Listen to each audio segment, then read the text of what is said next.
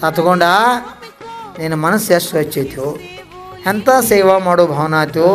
ನಿನ್ನ ನೋಡಿ ನನಗೆ ಅನ್ಸಾಕತ್ತೈತಿ ಏನಾದರೂ ಒಂದು ಆಶೀರ್ವಾದ ಕೊಡಬೇಕಂತ. ನಿಂಗೆ ಏನು ಆಶೀರ್ವಾದ ಬೇಕು ಅಂತ ಗುರು ಕೇಳ್ತಾರೆ. ನೋಡ್ರಿ ಎಂಥ ಭಕ್ತಿ ಅವ್ರದ್ದು. ಸ್ವತಃ ಗುರುಗ ಭಾವ ಆತ ಏನ, ಶಿಷ್ಯನ ಉದ್ಧಾರ ಆಗಬೇಕು, ಏನು ಬೇಕು ಕೇಳು ಅಂತ. ನೀವನ್ನ ಒಂದು ವೇಳೆ ಕೇಳಿ ಅಂದ್ರೆ ಏನು ಹೇಳವ್ರು ನೀವು? ಒಂದು ವಾರ ಟೈಮ್ ಕೊಡ್ರಿ, ವಿಚಾರ ಮಾಡ್ತಾನೆ ನಾ ಏನು ಕೇಳಬೇಕು ಅನ್ನೋದು.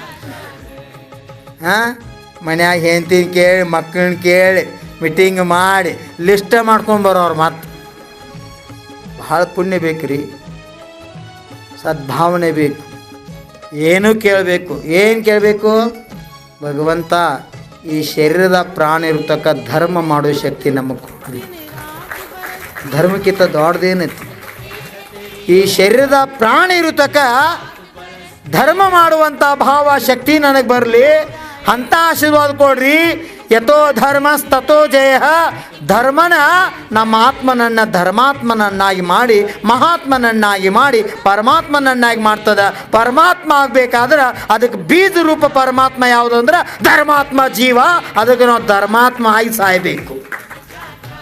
4 ಮಂದಿ ಬಾಯಾಗ ಸತ್ ನಂತರ ಅನ್ಸ್ಕೋಬೇಕು, ಯಾನ್ ಧರ್ಮಾತ್ಮ ಜೀವ ಇತ್ತಪ್ಪ, ಎಷ್ಟು ಪುಣ್ಯ ಮಾಡಿದ ಜೀವ.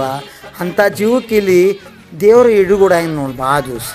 ಅದಕ್ಕೆ ಲಿಂಗಾಯತ ಧರ್ಮದ ಬರೆದಾರವ್ರು, ಇಲ್ಲಿ ಸಲ್ಲುವವರು ಅಲ್ಲಿಯೂ ಸಲ್ಲುವವರಯ್ಯ, ಇಲ್ಲಿ ಸಲ್ಲದವರು ಇಲ್ಲಿ ಬೇಕಾದವ್ರು ಅಲ್ಲಿ ಬೇಕತ್ತ, ಇಲ್ಲಿ ಬೇಡಾದವ್ರು ಅಲ್ಲಿ ಬೇಡತ್ತ.